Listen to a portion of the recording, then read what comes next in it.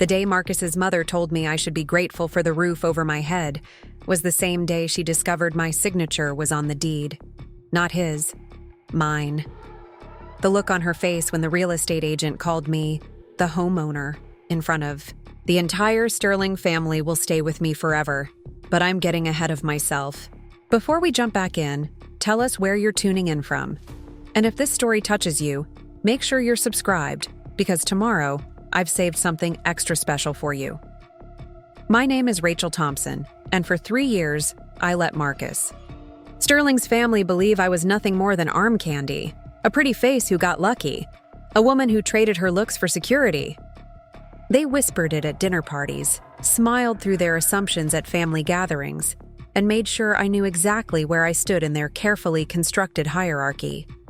What they didn't know was that the Victorian mansion they gathered in every Sunday, the one they considered their family legacy, had been purchased entirely with my money. I was 32 when I met Marcus at a charity auction downtown. He was bidding on a vintage motorcycle, and I was there representing my consulting firm, which had sponsored the event. We ended up at the same table during dinner, and he was charming in that easy, confident way that comes from never having to worry about money. He told jokes that made the whole table laugh, asked thoughtful questions about my work, and when he walked me to my car afterward, he didn't try to impress me with expensive restaurants or flashy gestures. He suggested coffee the next morning, at a little café near his office. I liked that about him initially. The simplicity, the way he seemed comfortable in his own skin without needing to prove anything to anyone. What I didn't realize then was that his ease came from never having been challenged, never having to fight for his place in the world. He'd grown up in a bubble where everything was handed to him, and he genuinely didn't understand what it meant to work for something or to have people question your worth. Our relationship developed slowly over the next year. Marcus worked in marketing for his father's construction company, though I quickly learned that "worked" was a generous term. He showed up when he felt like it, left early for golf, and spent most of his time in meetings that seemed to accomplish very little. His family had money, old money from his grandfather's real estate investments, but they lived more on reputation than actual wealth.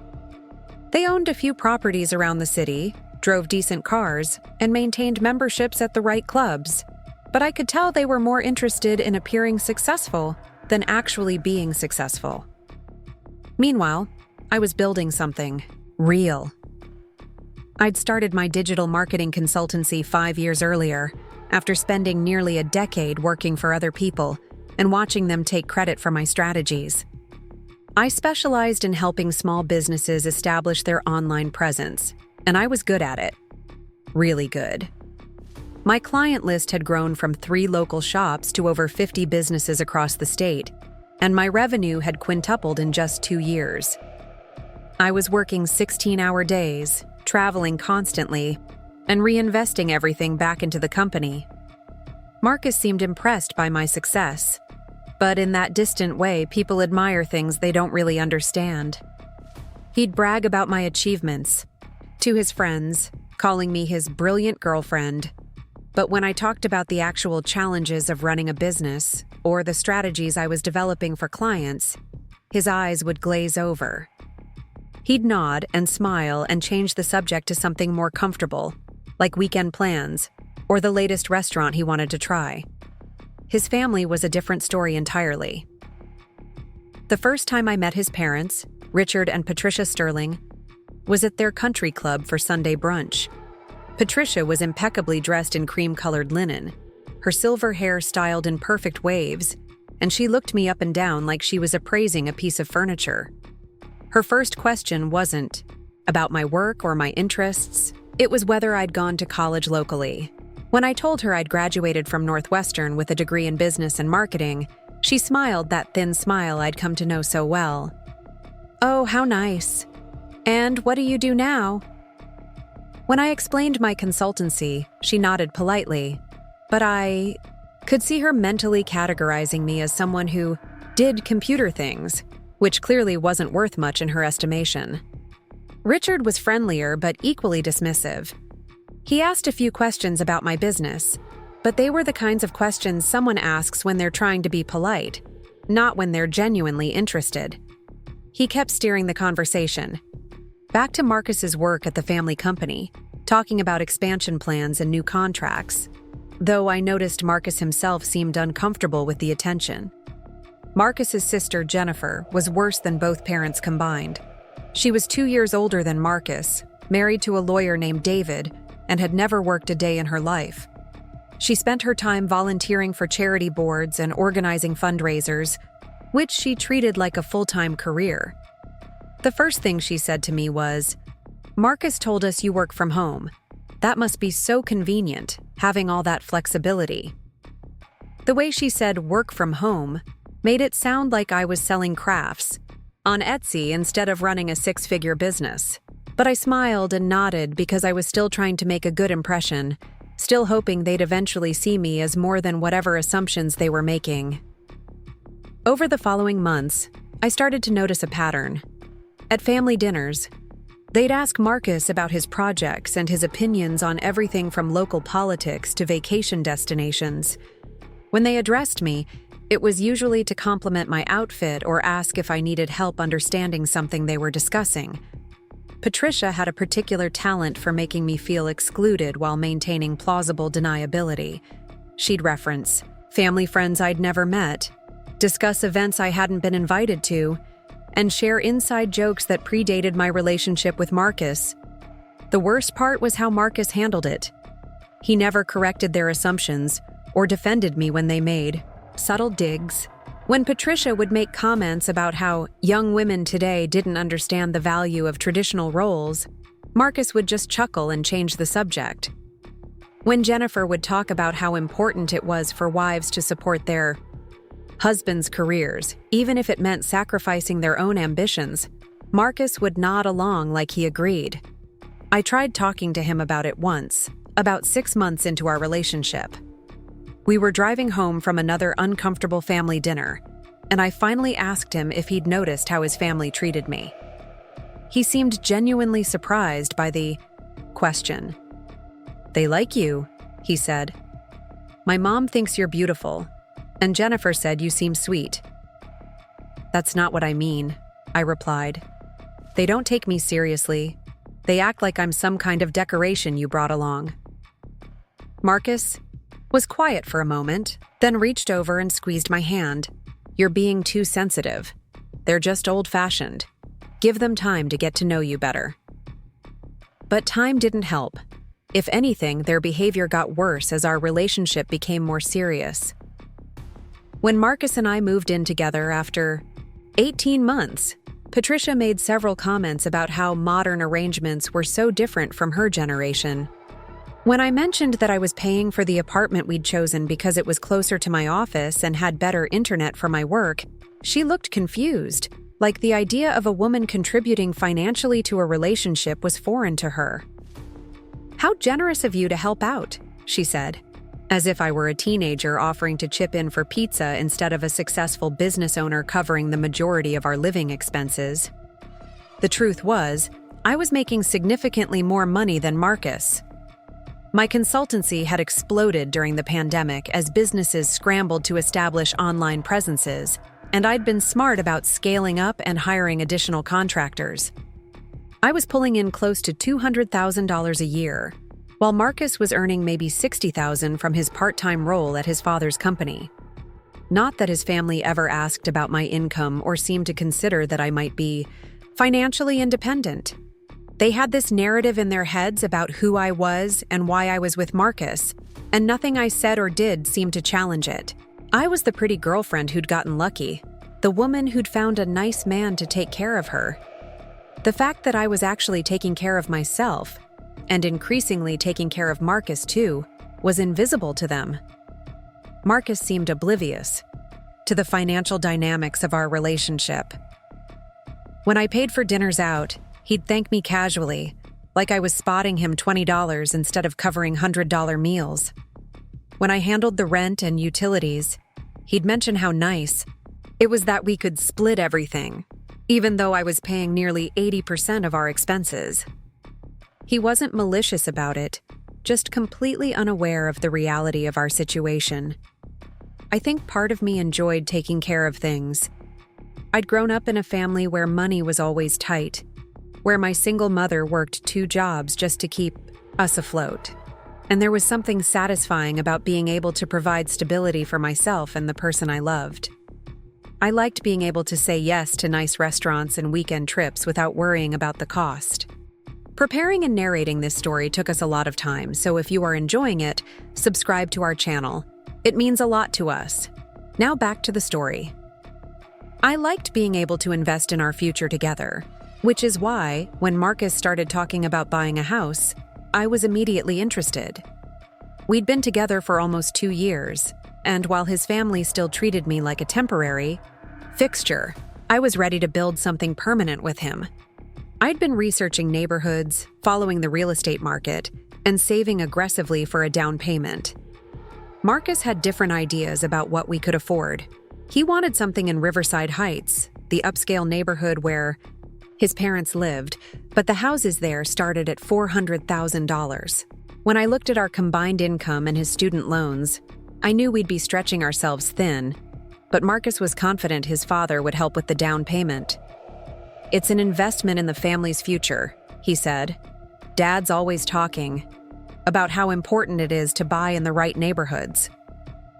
I wasn't comfortable depending on his parents for such a significant financial contribution, especially given how they viewed me. But Marcus was insistent. We started looking at houses in Riverside Heights, and that's when I fell in love with the Victorian mansion on Maple Street. It was a beautiful 3-story house built in 1898, with original hardwood floors, stained glass windows, and a wraparound porch that looked like something from a movie. The previous owners had maintained it beautifully, updating the kitchen and bathrooms while preserving all the historical details. It had 5 bedrooms, 3 full bathrooms, a library with built-in shelves, and a backyard big enough for entertaining. It was also listed at $550,000, which was well beyond what Marcus thought we could afford. But I'd done the math. With my savings, my current income, and the equity I could build over time, it was actually a smart investment. The neighborhood was appreciating rapidly, and houses like this rarely came on the market. Marcus was hesitant. "It's a lot of money, Rachel, and it's bigger than we need right now." "But it's perfect," I said. "And it's not going to stay on the market long. Houses in this neighborhood sell fast." We toured it 3 times over 2 weeks. Each time I could see Marcus falling in love. With it, too. He'd run his hands along the original crown molding, stand in the master bedroom imagining our furniture there, and talk about which room would make the best home office. By the 3rd visit, he was as excited as I was. "Okay," he said finally. "Let's talk to my dad about financing." That conversation didn't go as planned. Richard Sterling listened politely as Marcus explained about the house, nodded at the right moments, and asked a few questions about the neighborhood and the property taxes. Then he delivered the news that changed everything. "I think it's wonderful that you're ready to take this step," he said. "But I'm not in a position to help with a purchase this large. The company's been investing in new equipment, and we've got some cash flow issues we're working through." Marcus looked stunned. "But you said you wanted to help us get started." "I did, and I do. I can probably contribute $10,000 or $15,000 toward a down payment, but that's about my limit right now." $15,000 wouldn't even cover the closing costs on a house that expensive. Marcus and I left his parents' house that evening in silence, both of us processing what this meant for our plans. "Maybe we should look at something smaller," Marcus said finally. "There are some nice condos in Riverside Heights, or we could look at houses in other neighborhoods." But I couldn't stop thinking about the Victorian mansion. I'd already imagined our life there, pictured hosting dinner parties in the formal dining room, working from the sun-filled office on the 2nd floor, maybe even starting a family in one of the upstairs bedrooms. The idea of settling for something less, just because Marcus's family couldn't contribute what they'd promised, felt wrong. That night, I sat down with my laptop and ran the numbers again. I had $90,000 in savings, plus investments. I could liquidate if necessary. My business was stable and growing, with recurring contracts that guaranteed steady income for the next 2 years. I'd been pre-approved for a mortgage based on my income alone, and while it would be tight for the first year or two, I could make it work. The question was whether to tell Marcus what I was thinking. I spent 3 sleepless nights wrestling with the decision. On one hand, buying the house myself felt like a huge step, maybe too huge for our relationship at that point. On the other hand, I knew this was the house I wanted, and I had the means to make it happen. Why should I wait for someone else's permission or financial contribution when I could create the life I wanted for myself? Finally, I made the decision. I called the real estate agent and made an offer on the Victorian mansion. Full asking price, with a substantial down payment and a quick closing timeline. The offer was accepted within 24 hours. Then I had to figure out how to tell Marcus. I chose a quiet Friday evening when we were both relaxed, sitting on our apartment balcony, with glasses of wine and no distractions. I'd rehearsed the conversation a dozen times, but when the moment came, the words still felt awkward. "I have some news about the house," I began. Marcus looked up expectantly. "Did you find something else we should look at?" "Not exactly. I made an offer on the Victorian mansion." He blinked, confused. "What do you mean? We can't afford that without help from my parents." "You can't afford it," I said gently. "But I can. I made the offer in my name only, using my savings and my income for the mortgage." The silence that followed felt endless. Marcus set down his wine glass and stared at me like I'd announced I was moving to another planet. "You bought a house without me?" "I bought a house for us," I corrected. "But yes, legally, it's in my name." Marcus stood up and started pacing the small balcony. "I don't understand. Why wouldn't you talk to me about this first?" "Because I knew you'd try to talk me out of it," I said honestly. "And because I didn't want to wait for your father's financial situation to improve or for you to feel comfortable with the payments. I want that house, and I have the means to buy it." "But what does this mean for us? For our future? I can't contribute equally to something this expensive." I reached for his hand. "It means we get to live in the house we both love. You can contribute what you're comfortable with for utilities and maintenance, and maybe over time you can buy into the equity if you want to.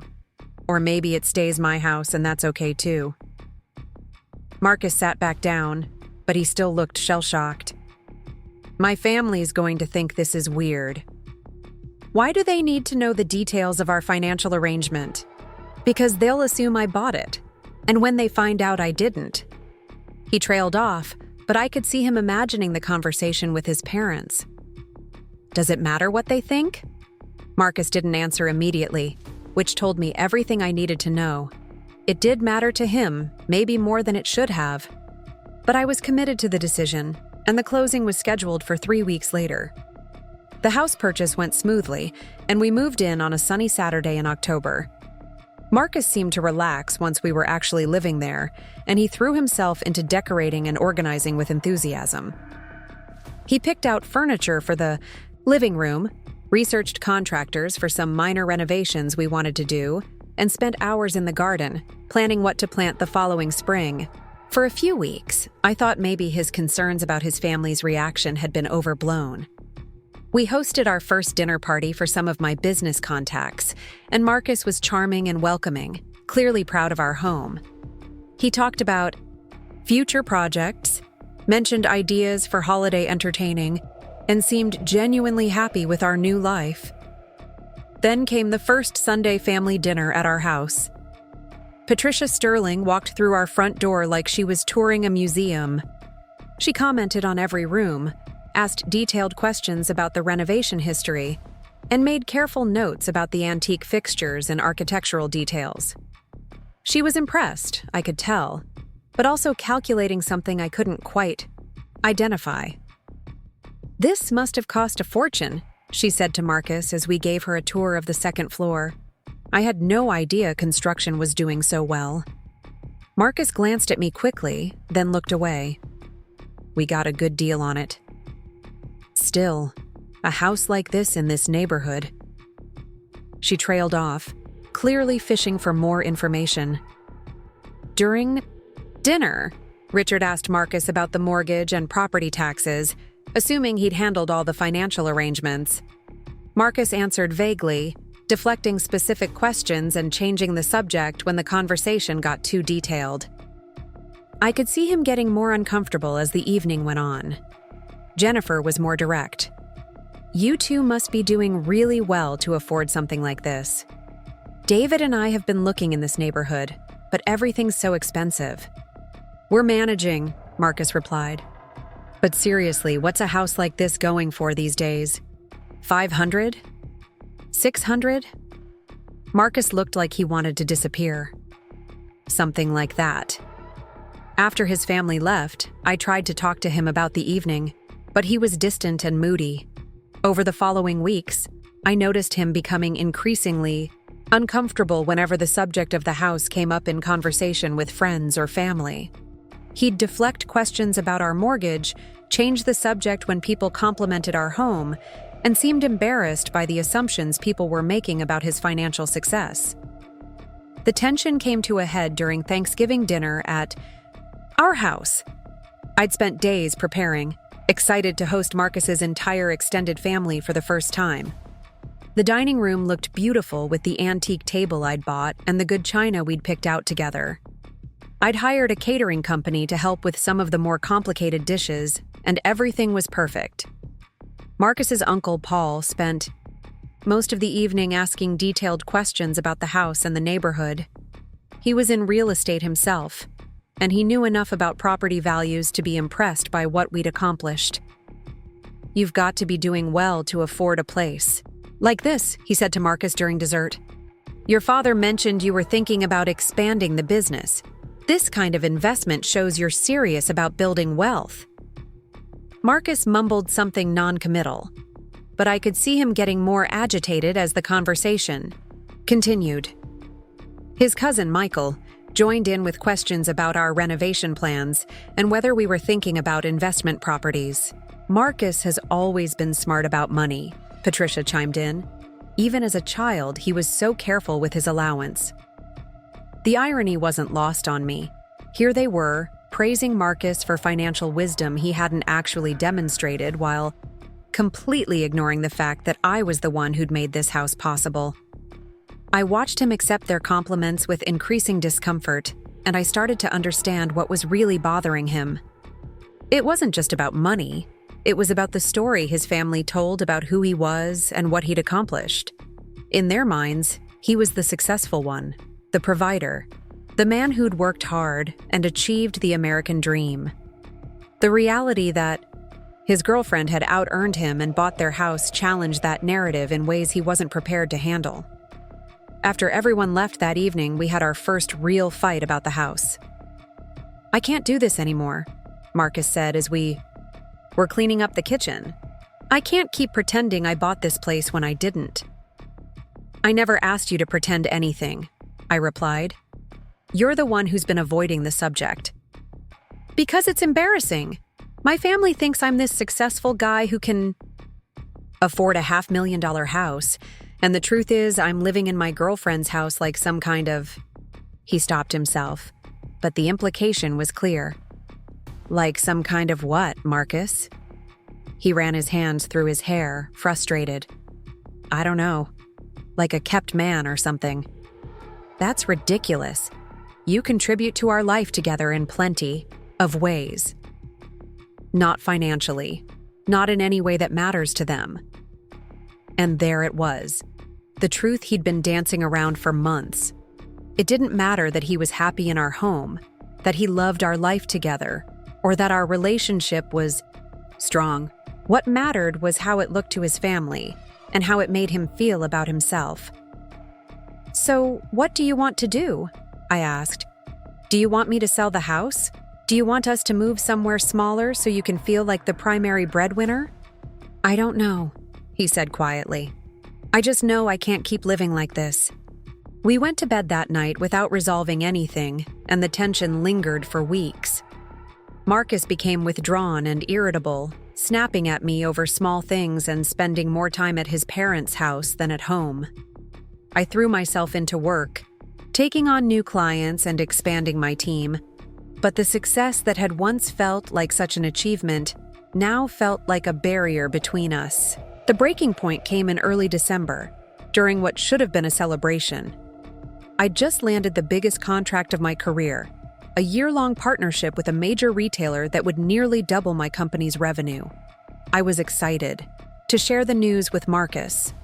But when I got home that evening, I found him sitting at the kitchen table with a stack of real estate listings. What are these? I asked. I've been looking at apartments, he said without looking up. Places we could afford together as equals. I sat down across from him, my excitement about the new contract evaporating. You want to move? I want to feel like a partner in my own relationship, he replied. I want to contribute equally to our life together. But you do contribute. You handle most of the cooking, you've been managing the garden, you organized all the renovations we've done. Those aren't real contributions, Rachel. Those are hobbies. I'm talking about being able to pay my share of the mortgage, to have my name on the deed, to feel like this is our home instead of your home that I happen to live in. I stared at the listings spread across the table. 2-bedroom apartments. In neighborhoods I'd never heard of. Condos and complexes that looked like they'd been built in the 1980s and never updated. The idea of giving up our beautiful house, our dinner parties, our plans for the future felt devastating. What if there was another way? I asked. What if you could buy into the house gradually? I could calculate your equity based on what you contribute going forward, and over time you could become a co-owner. Marcus shook his head. It would take me 20 years to buy half of this place, assuming I could ever afford mortgage payments this size, and your family would still see me as the guy who needed his girlfriend to buy him a house. My family doesn't care about any of that. But mine does, and maybe I do too. That's when I realized we weren't just talking about the house anymore. We were talking about his identity, his sense of himself as a man and a provider, and his relationship with his family's expectations. The house had become a symbol of everything he felt he couldn't live up to, and no amount of logic or compromise was going to change that. We didn't break up immediately. We spent another month trying to work through our issues, going to couples, counseling, and having long conversations about our future. But the dynamic had changed fundamentally. Marcus couldn't shake his discomfort with our financial arrangement, and I couldn't understand why my success was seen as a problem instead of an asset to our relationship. The final straw came during a family dinner at his parents' house in January. We'd been quiet about our relationship struggles, but I think Patricia could sense something was wrong. She kept making pointed comments about the importance of traditional roles in marriage, how men needed to feel like providers, and how women who emasculated their partners often ended up alone. I've seen it happen so many times, she said, looking directly at me. Successful women who think they don't need a man and then wonder why they can't maintain relationships. Marcus said nothing. He just sat there, cutting his food and avoiding eye contact, while his mother essentially blamed me for our problems. That's when I knew our relationship was over. We had the breakup conversation that night, quietly and sadly, without anger or drama. Marcus moved out 2 weeks later, taking his furniture and his clothes and leaving behind the life we'd built together. He found an apartment in the same complex where he'd lived before we moved in together, and we agreed to stay friends, though we both knew that probably wouldn't happen. The hardest part wasn't losing Marcus, though that was painful enough. The hardest part was realizing that his family's perception of me hadn't changed at all during our 3 years together. In their minds, I was still the pretty girlfriend who'd gotten lucky, the woman who'd somehow trapped their son into a relationship that didn't serve his best interests. The fact that I'd bought and paid for the house they'd enjoyed visiting, that I'd supported their son financially and emotionally, that I'd built a successful business from scratch, was irrelevant to their narrative about who I was and what I deserved. Which brings me back to where this story started.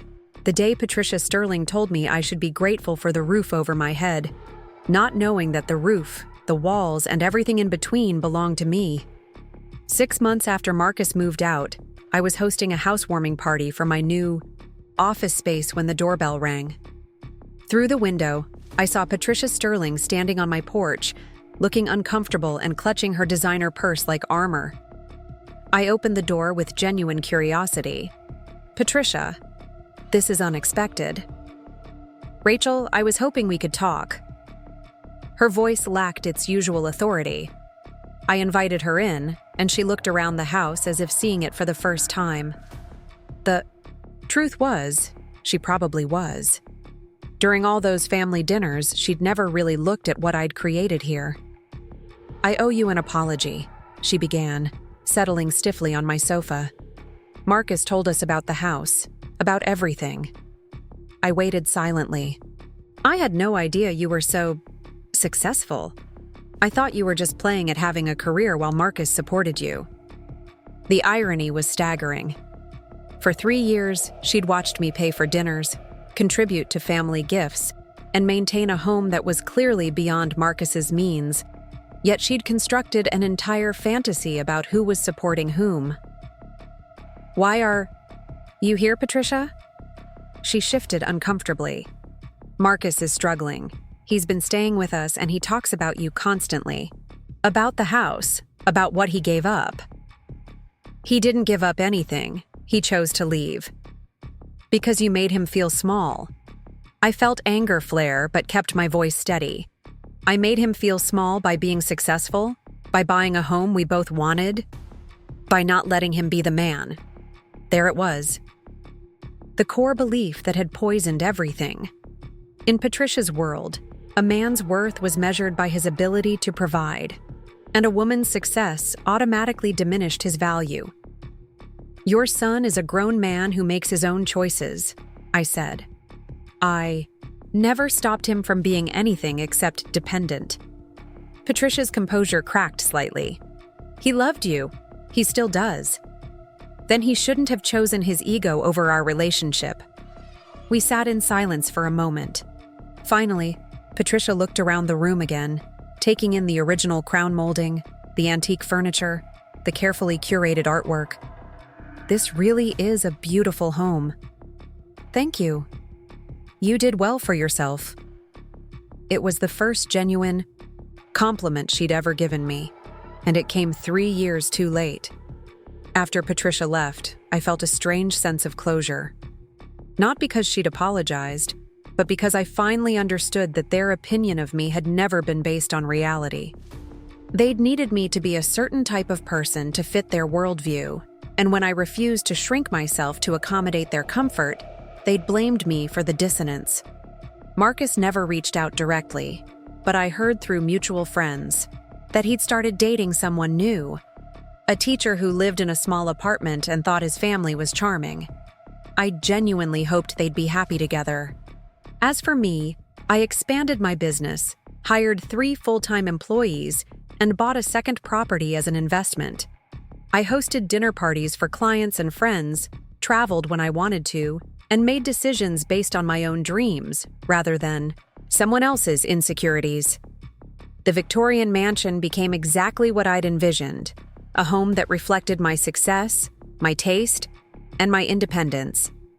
On quiet evenings, I'd sit in the library with a glass of wine and remember how it felt to be dismissed and underestimated. Then I'd look around at everything I'd built and smile. Being called a trophy wife had stung because it reduced everything I'd accomplished to my appearance and my relationship status. But the truth was, I was my own trophy. I'd worked hard, taken risks, and created a life I was proud of. And no one could take that away from me. Years later, when people ask me about that time in my life, I tell them this: never let someone else's limitations become your ceiling. If they can't handle your success, That's their problem to solve, not yours. To fix. The house on Maple Street is still mine. I still live there, still love it, still host parties in the dining room where Patricia Sterling once sat, completely unaware that she was a guest in my home. Sometimes the best revenge is simply refusing to shrink. Up next, you've got 2 more standout stories right on your screen. If this one hit the mark, you won't want to pass these up. Just click and check them out.